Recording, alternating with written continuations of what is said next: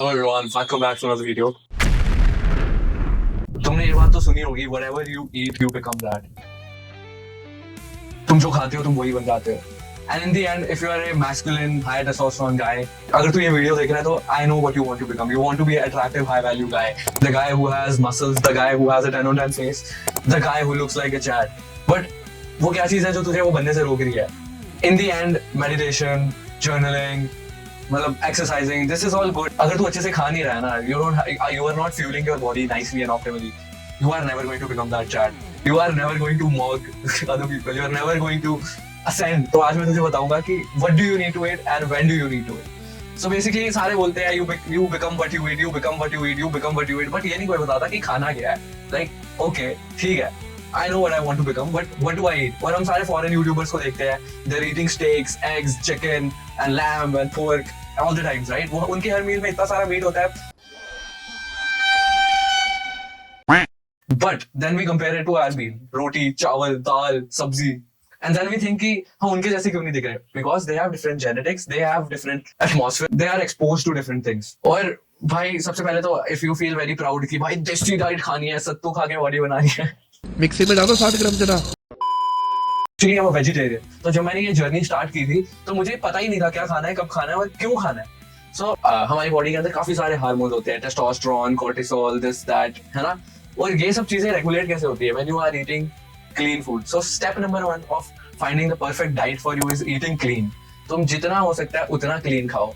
और clean food का मतलब क्या है? Like clean food is basically single ingredient food. मेरे को ये बात समझते समझते इतना टाइम लग गया. मुझे लगता था कि क्लीन फूड का मतलब है सब कुछ रॉ खाना है, सब कुछ कच्चा ही खाना है. लाइक पनीर है वो भी कच्चा खाना है, राइस खाने हैं. और सबसे पहले तो ये भूल जाओ कि रोटी, चावल और दाल और सब्जी से तुम्हारी बॉडी बनेगी. If you are a vegetarian you really need a good protein source. तो अब डाइट अपनी फॉर्म कैसे करनी है? डाइट के 3 पिलर्स होते हैं, प्रोटीन, फैट्स और कार्ब्स. जब मैंने नया स्टार्ट किया मुझे सबने बोला कि प्रोटीन खाना है 2 grams per pound of 2 grams per kilogram of body weight. और मैंने मान भी ली, ठीक है. और मैं वेजिटेरियन हूँ, मेरे को 25 ग्राम ऑफ प्रोटीन 150 कैलोरीज में मिल जाता था, ठीक है. तो मेरा ये लॉजिक होता था कि अगर मैं दिन में 4 स्कूप ले लूं, और तब मैं शायद 50-55 किलो, आई वाज 50-55 किलोग्राम्स. तो मुझे लगता था अगर मैं दिन में 4 स्कूप प्रोटीन ले लूं और मेरी कितनी कैलोरीज बनी 600 कैलोरीज, और मेरे को अराउंड 1800-2000 कैलोरीज खानी है. तो मैं क्या करूंगा? बाकी सारा जंक फूड खाऊंगा, कुरकुरे खाऊंगा. That's why he's the GOAT! The GOAT! ये सारे बॉडी बिल्डर्स या जो भी बड़े बड़े फिटनेस इन्फ्लुएंसर है ना, मैं उनकी वीडियोस देखता था और वो ना सब कुछ मेजर करके खाते थे. And bro, me being me, क्योंकि मेरे को किसी ने बताया नहीं ना कि कैसे खाना है कैसे नहीं खाना है. और प्रोटीन तो मेरे को वैसे ही पूरा लेना पड़ेगा, क्योंकि किसी मेरे को भले मानुष ने बोल दिया था कि अगर तुम फैट लॉस पे हो तो तुम्हें फैट नहीं खा सकते. और पनीर तो बिल्कुल अच्छा सोर्स नहीं है, और तब काफी फेक पनीर भी मिल रहा था. सो प्रोटीन का तुम्हें पता चल गया, राइट, कि 2 grams per kilogram of body weight खाना ही खाना है. अब अगली चीज, फैट्स. ब्रो, फैट्स इतने ज्यादा इंपॉर्टेंट है मैं तुम्हें बता भी नहीं सकता. बिकॉज हमारी बॉडी के जितने भी फंक्शन है, जितने भी हार्मोन्स है, जितनी भी हमारी बॉडी चीजें करती है, वो सब फैट्स करवाती है उससे. Because healthy fats, and I don't mean the unhealthy fats, trans fat की बात नहीं कर रहा, I mean healthy fats that you get from nuts, paneer, milk and ghee. Avocado बोल देता, पर इंडिया में I don't think a lot of people eat avocado, so let's just skip that.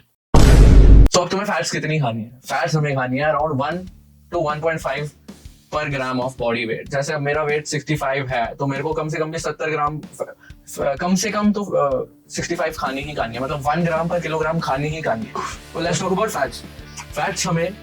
Fats मुझे पर लगता था कि हमारी दुश्मन है. बिकॉज स्टार्टिंग में ना मैं स्किनी फैट था, तो मुझे ये भी नहीं पता था मुझे बल्किंग करनी है कि कटिंग करनी है. तो मेरे को लगता था कि मुझे पहले कटिंग करनी चाहिए. उस चक्कर में क्या हुआ कि जब मैं वेट लॉस करता था, मुझे फैट लॉस करता, in my mind I used to do fat loss, but कर मैं असली में वेट लॉस ही रहा था. I lost all my muscles and then उसकी वजह से काफी my bone growth and everything they had to suffer. I would be much taller and much chadder, but it's okay, whatever you have you.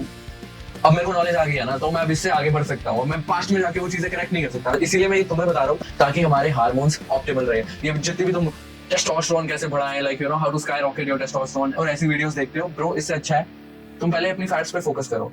Because वो सारी चीजें बता देंगे, sleep इतने आवर्स, डू दिस इतने आवर्स, बट अगर तुम्हारी body के अंदर वो फ्यूल नहीं जा रहा ना, वो फैट्स नहीं जा रही, optimal level of fats, you are never going to produce testosterone. Bro actually मैं इतना श्योरिटी के साथ ये कैसे बोल सकता हूँ? Because bro I was the guy who suffered all this and I don't want you to go through the same. And the third thing, carbs. अब कार्ब्स बहुत ना एक ग्रे एरिया है इंडिया में.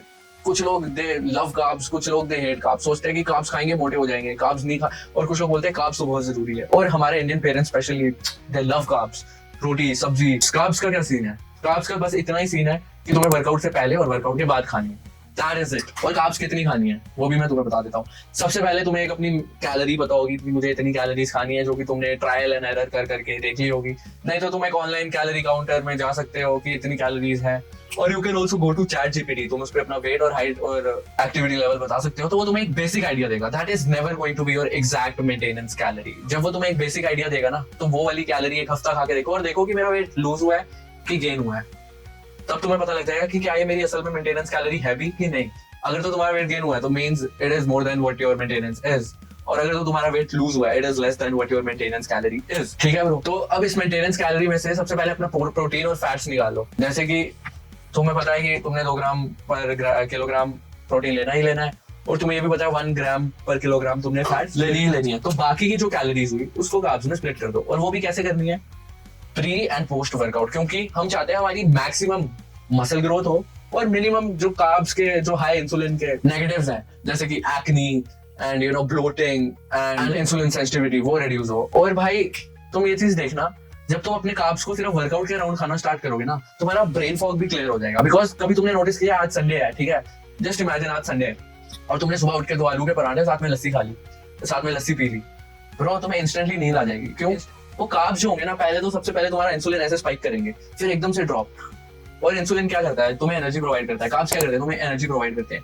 इसीलिए जब हम उसको वर्कआउट से पहले और वर्कआउट के बाद खाएंगे, जो वर्कआउट के पहले वाले कार्ब्स होंगे वो तुम्हें वर्कआउट के थ्रू हेल्प करेंगे एक अच्छा वर्कआउट करने में, और जो तुम कार्ब्स वर्कआउट के बाद खाओगे that is going to directly go to your glycogen reserves, क्योंकि जब तुम वर्कआउट करके आओगे तुम्हारे ग्लाइकोजन रिजर्व्स टूटे हुए होंगे और डायरेक्टली वो मसल में जाके कार्ब्स लगेंगे, which is going to help you grow. And वैसे भी जब तुम हाई कार्ब मील खाते हो और हाई शुगर मील खाते हो, it is very hard for you to stay मतलब lean, because it causes a lot of bloating यार।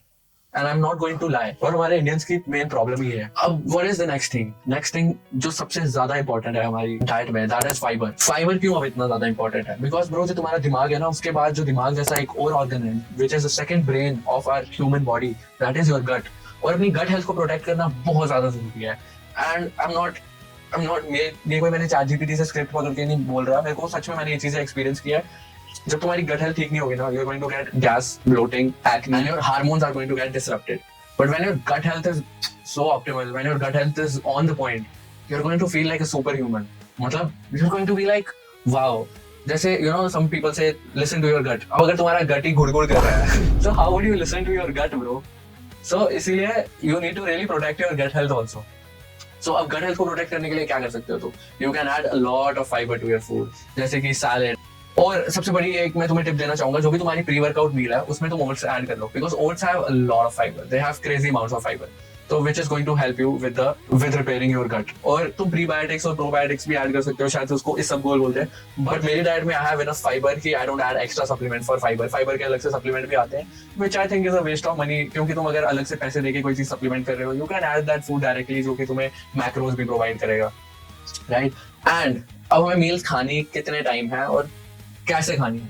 सो सपोजिटली आई बिलीव मोस्टली हम लोग 3 बार खाना खाते हैं, ब्रेकफास्ट, लंच और डिनर। कुछ लोग 4 मील भी खाते हैं, तो it is completely up to you.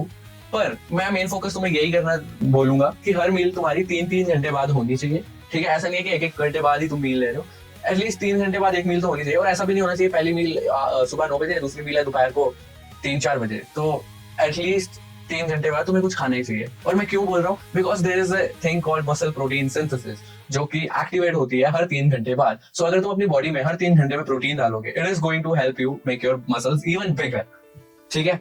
मैंने तुम्हें ये भी बता दिया कि जो सबसे इंपॉर्टेंट मील्स होंगी वो होगी तुम्हारी pre and post workout meals, क्योंकि तुम्हें सिर्फ उसमें ही कार्ब्स लेने हैं और बाकी मील्स में कार्ब नहीं लेने, ठीक है।